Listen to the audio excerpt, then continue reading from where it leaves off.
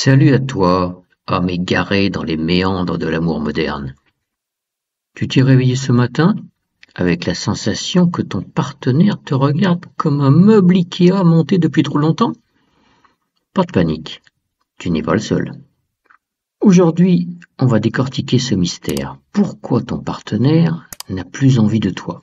Est-ce toi? Ou est-ce ton ou ta partenaire? Ou est-ce juste le canapé qui a pris la place du désir? Les causes profondes. D'abord le stress. Oui, ce petit monstre invisible qui te vole ton énergie et ta libido. Entre le boulot, les enfants si tu en as, la vie sociale, qui a encore le temps de penser à autre chose qu'à Netflix? Si tu ne sais pas gérer correctement ton stress, tu vas avoir beaucoup de mal en couple. J'ai fait une vidéo très intéressante à ce sujet d'ailleurs, regarde sur ma chaîne. Et puis il y a la charge mentale. Oui, ce fardeau invisible qui pèse sur les épaules de l'un pendant que l'autre dort. La routine, le fameux dîner spaghetti film sur le canapé et dodo. Si tu penses que c'est sexy, c'est que tu n'as jamais vu un spaghetti froid. Le manque de nouveauté peut mener à l'ennui sexuel, un facteur clé de la baisse de désir. Arrêtez un peu la position des missionnaires au lit. Essayez la levrette sur le canapé, ou bien sur le plan de travail à la cuisine, ou sur la machine à laver en position essorage. Faites preuve d'originalité. Et puis il y a la communication. Si tu ne parles pas de tes envies, comment l'autre peut-il les deviner? Je te rappelle que le soir où tu es très excité, ton ou ta partenaire n'est peut-être pas au même diapason. Si tu ne le secoues pas un peu, rien ne va se passer. Une étude a montré que 75% des couples qui discutent régulièrement de leur désir sexuel rapportent une meilleure satisfaction relationnelle. Ah, les fantasmes. Si tu penses que ton partenaire ne pense qu'à toi pendant l'acte, détrompe-toi. Mais c'est naturel. Partage un peu tes fantasmes, n'aie pas peur, même si tu as des fantasmes qui te semblent compliqués. Si ton partenaire n'est pas capable de les comprendre, c'est qu'il ou elle n'a peut-être pas l'esprit aussi ouvert que tu le pensais. Et pour rappel, les fantasmes ne sont pas nécessairement faits pour être réalisés. Ils sont la plupart du temps un support fantasmagorique d'excitation. Ne pas partager ces fantasmes peut créer une distance émotionnelle et sexuelle. Les conséquences. Le manque de désir peut être le signe d'un problème plus profond. Dépression, anxiété ou même de troubles hormonaux. Ça existe également. Encore une fois, si tu n'es pas bien dans ta tête, tu ne seras pas suffisamment libéré pour une vie sexuelle épanouissante. 40% des hommes après 40 ans connaissent des problèmes d'érection réguliers. Et plus on avance en âge, plus ça grimpe. Un homme sur deux à 70 ans ne bande plus sans aide médicale. Et arrêtons l'hypocrisie. Ceux qui fanfaronnent au bistrot qu'ils assurent comme des taureaux tiennent souvent 2 minutes chrono sans Viagra.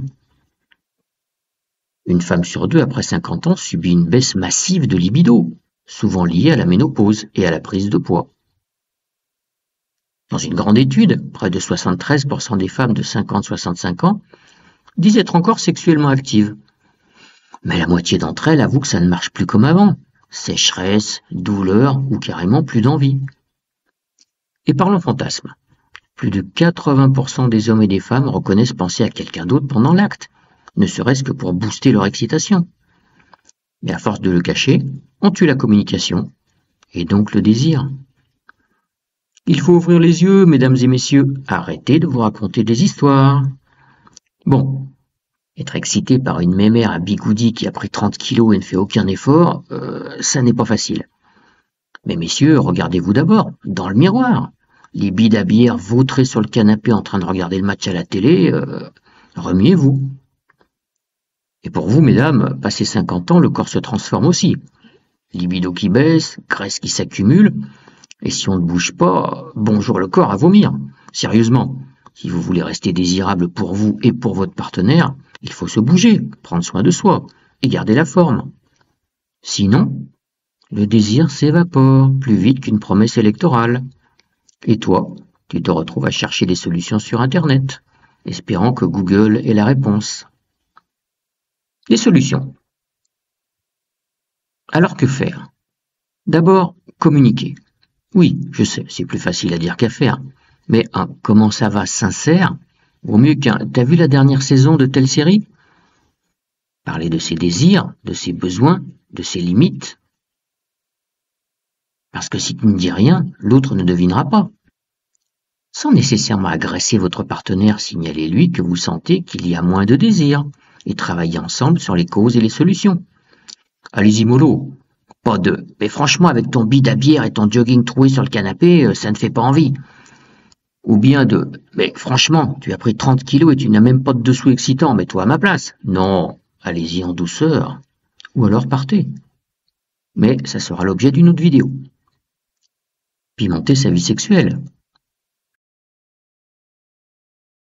Et non, ce n'est pas une invitation à acheter tout le rayon sextoys. Parfois, un simple regard complice suffit.